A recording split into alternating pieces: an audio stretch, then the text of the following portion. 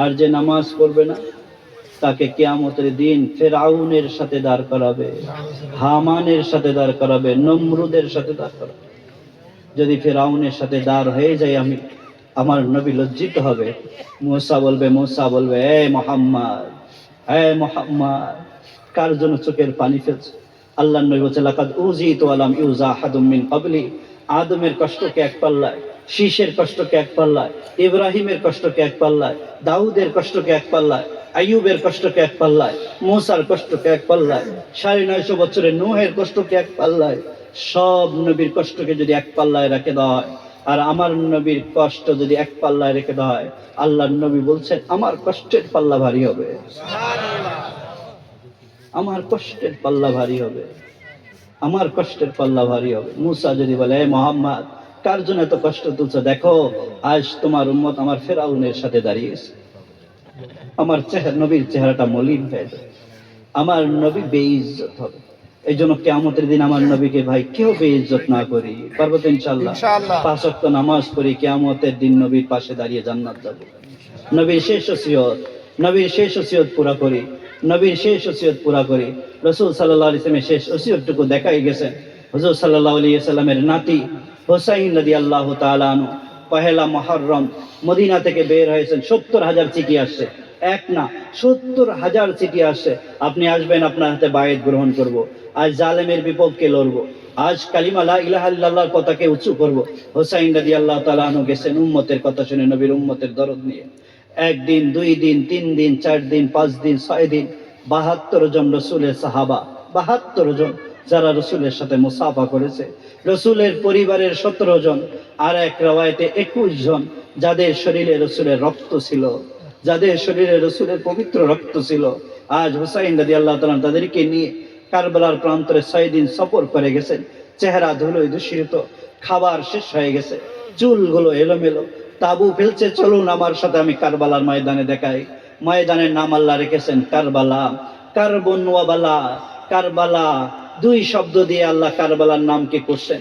এক তো কার্বন, দ্বিতীয় বালাউন। কার্বন মানে মুসিবত, বালাউন মানে মুসিবত। যেই জমিন এখনো সাক্ষী, যেই জমিনের উপরে মুসিবতের উপর মুসিবত এসেছে, ওই জমিনকে রেখেছেন আল্লাহ কারবালা নাম দিয়ে। ওই কারবালার প্রান্তরে পৌঁছে 41,000 বাহিনী চতুর্দিক থেকে ঘেরাও করে ফেলছে। 41,000 বাহিনী, না পানি পান করার জন্য পানির ব্যবস্থা করেছিল, না খাদ্যের জন্য খাদ্যের ব্যবস্থা ছিল, না পানিও ছিল, না থাকার ব্যবস্থা ছিল। কয়েকটা মাত্র তাবু নারীদেরকে সেখানে রেখেছিল। এইভাবে 10 দিন অতিবাহিত হওয়ার পরে আজ 10ই মুহররম জুমার দিন চতুর্দিক থেকে যখন একেবারে অপারগ হয়ে গেলেন, হুসাইন রাদিয়াল্লাহু তাআলা বললেন যুদ্ধ করো, বেঁচে থাকতে হবে, যুদ্ধ করে যুদ্ধের ময়দানে নেমে পড়লেন।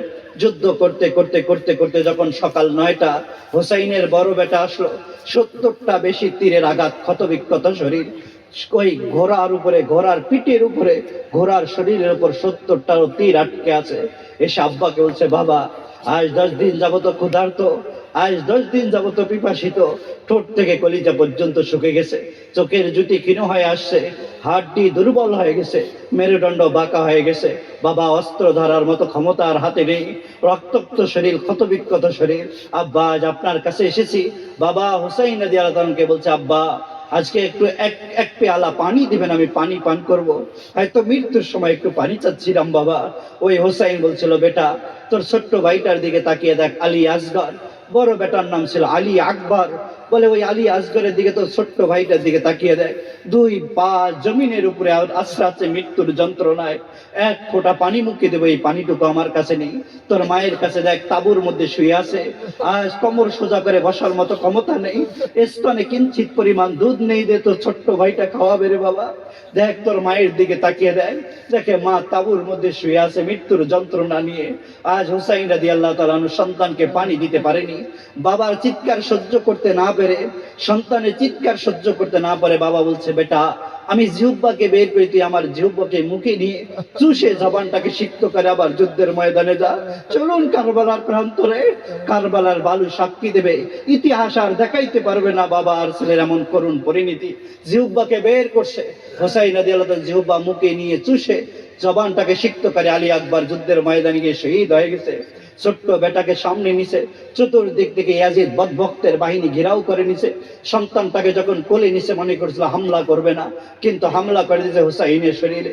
এসে ছোট্ট বাচ্চায় গলায় যখন তীর বিদ্ধ হয়েছে, ফিনকি দিয়ে রক্ত লাল রঞ্জিত হয়ে আরশের দিকে তাকিয়ে বলছে, এই আরশের মালিক, আজ এই সন্তানটুকুকে চেয়েছিলেন, আজ আপনার জন্য কোরবানি করে দিলাম। বিবির দিকে তাকিয়ে দেখে হাতে হ্যান্ডকাপ, পায়ে রশি লাগিয়ে ইয়াজিদের বদভক্ত বাহিনী টেনে নিয়ে যাচ্ছে, যাদের শরীরে রসুলের রক্ত। হুসাইন আর থামিয়ে থাকতে পারে নাই, তরবারি নিয়ে নেমে পড়ছে। যুদ্ধ করতে করতে করতে করতে হুসাইন শরীরে 70টারও তীরের বেশি আঘাত, ক্ষতবিক্ষত শরীর। হুসাইনও বলছে আমিও কিছুক্ষণ পরে আল্লাহর সাথে সাক্ষাৎ করব। আর এমন সময় হুসাইনের কানে আসছে আল্লাহু আকবার, আল্লাহু আকবার আজানের ধ্বনি। হুসাইন চিৎকার দিয়ে বলছে, এ জোহায়ের, সেনা প্রধানকে বলছে, সীমার বদভক্তকে বলো আমাদের নামাজের সময় দেয়, আমরা আল্লাহকে সিজদা করে নেই, এরপরে আবার যুদ্ধ করব। জোহায়ের যখন সীমারকে বলছে আমাদের নামাজের সময় দাও, সীমার বলছে তোমাদেরকে নামাজের সময় দেব না, তোমরা নামাজে দাঁড়িয়ে যাবে, আমরা তোমাদেরকে হত্যা করব। যখন জোহায়ের বলছে আমিরুল মুমিনিন, আমাদেরকে নামাজের সময় দেবে না, নামাজে দাঁড়ালে আমাদেরকে হত্যা করবে, হুসাইন আসমানে দিয়ে তরবারি তুলে বলছে, এই আরশের মালিক আপনি সাক্ষী থাকুন, আজ 72 জন শহীদ হবে, 72 জনের বিবি বিধবা হবে, 72 জনের সন্তান ইতিম হবে, 72 জন সূর্যের কিরণ দেখবে না, আর কোনোদিন চন্দ্রের আভা আসবে না, এই 72 জন আর কাবার গেলাপও ধরবে না, নবীর রওজার সামনে দাঁড়াবে না, এই 72 জনকে দাফন করার মতো কেউ থাকবে না, এই 72 জনের বাবার জবান থেকে সন্তান ডাক হারিয়ে যাবে, মায়ের কোল আজকে খালি হবে। এই আরশের মালিক আপনি সাক্ষী থাকেন, আজ 72 জন আপনার নবীর শরীরের রক্ত চলছে, পবিত্র রক্ত, এমন 21 জন 17 জন শহীদ হয়ে যাবে, তবুও কিঞ্চিত পরিমাণ পরোয়া নেই। আরশের মালিক আপনি সাক্ষী থাকেন, জীবন যাবে তবু নামাজ ছাড়বো না। ওই 72 জনের 36 জন নামাজের কাতারে দাঁড়িয়ে গেছে। হুসাইন রাদিয়াল্লাহু তাআলা খোদার কসম, যদি ওই কারবালার প্রান্তরে নামাজ না পড়তেন তবুও জান্নাত ছিল। 2 বছর বয়স যখন কালিমাও ভালো করতে পড়তে পারে না, তখন নবী এভাবে ইশারা করে বলছিলেন, আল হাসান আল হুসাইন সাইয়্যিদা শাবাবি আহলিল জান্নাহ, আমার হাসান হুসাইন জান্নাতের সর্দার হবে, জান্নাত মুবারক হবে। যদি ইবাদত না করতেন তবু আমার নবীর জবানের কথাকে আল্লাহ মিথ্যা করতেন না। যুদ্ধের ময়দানে নামাজের কাতারে দাঁড়িয়ে ক্ষতবিক্ষত শরীর নিয়ে, রক্তে রঞ্জিত শরীর নিয়ে যুদ্ধের ময়দানে আল্লাহকে সিজদা করে পয়গাম দিছে, এই আরশের মালিক আমার নানার ওসিয়ত আমি এভাবে পুরা করতে জানি, আমি ওই কারবালার প্রান্তরে রবকে সিজদা করতে পারি। সারা বিশ্বের যুবকদেরকে পয়গাম দিছে, আমার হুসাইনকে মডেল বানাও, আমি যুদ্ধের ময়দানেরও যদি আমার নবীর ওসিয়তকে পুরা করতে পারি, তোমরাও তোমাদের জীবন দিয়ে হলেও নবীর ওসিয়তটুকু পুরা করো। হুসাইন রাদিয়াল্লাহু যুদ্ধ করতে করতে করতে শরীরে যখন আঘাত করছে, মাথা একদিকে পড়ে গেছে, তো পিছন থেকে জয়নব রাদিয়াল্লাহু তাআলা চিৎকার দিয়ে উঠছে, ও মুহাম্মাদা, ও মুহাম্মাদা, হাযা হুসাইন, হুসাইনুম বিল আরা মুজাম্মালুদ দিমা মুকাত্তাউল আযা। ইয়া রাসূলুল্লাহ, একবার এসে দেখে যান না, নারীরা লাল রঙের পোশাক পরিধান করে স্বামীর ঘরে যাইতে, আজ হুসাইন রক্তের পোশাক পরিধান করছে। নারীরা গলায় হার পরিধান করে স্বামীর ঘরে যাওয়ার সময়, আজ হুসাইন পেটের নারী বুড়ির হার পরিধান করছে। ইয়া রাসূলুল্লাহ, দেখে যান না, আপনি যার ঠোঁটে ঠোঁট লাগাইতেন, যাকে বুকে জড়াই ধরতেন, আজ আপনার কাছে যাওয়ার জন্য সেজে গুজে আপনার কাছে পথ পাড়ি দিয়েছে। কাল খোদার কসম হুসাইন আসবে, ডান হাতে মাথাটা নিয়ে যদি আল্লাহর দরবারে দাঁড়িয়ে বলে, এই আরশের মালিক, একদিকে মাথা দাপন করছি, একদিকে শরীর দাপন করছি, তবু যুদ্ধের ময়দানে নামাজকে ছাড়ি নাই। এই ভাটাপাড়ার যুবকরা যেন কাল কিয়ামতের দিন বলে আজানের পরে 2 কানে ইয়ারফোন লাগায় মসজিদের পাশ দিয়ে শক্তি দিয়ে হাইটে গেছি। আমার নবী বহুত কষ্ট পাবে। এই জন্য সব যুবকের পায়ে হাত দিয়ে বলি, আপন করে বলি, যদি হুসাইন কারবালার প্রান্তরে আল্লাহর নবীর ওসিয়ত পুরা করতে পারে, আমরাও মহব্বত করে পুরা করতে পারবো না ইনশাআল্লাহ? কিয়ামতের দিন আমরাও হুসাইনের পাশে দাঁড়িয়ে বলবো, এই আরশের মালিক দেখুন আমার দিকে, হুসাইন যুদ্ধের ময়দানে সিজদা করবে, আমি সুখে দুঃখে, কষ্ট ক্লেশে, সুস্থ অসুস্থতায় আমি আপনাকে সিজদা করছি, আমি তো আপনাকে ভুলি নাই। আজ হুসাইনকে যদি নাজাত মিলে তো আজ আমারও নাজাত মিলুক।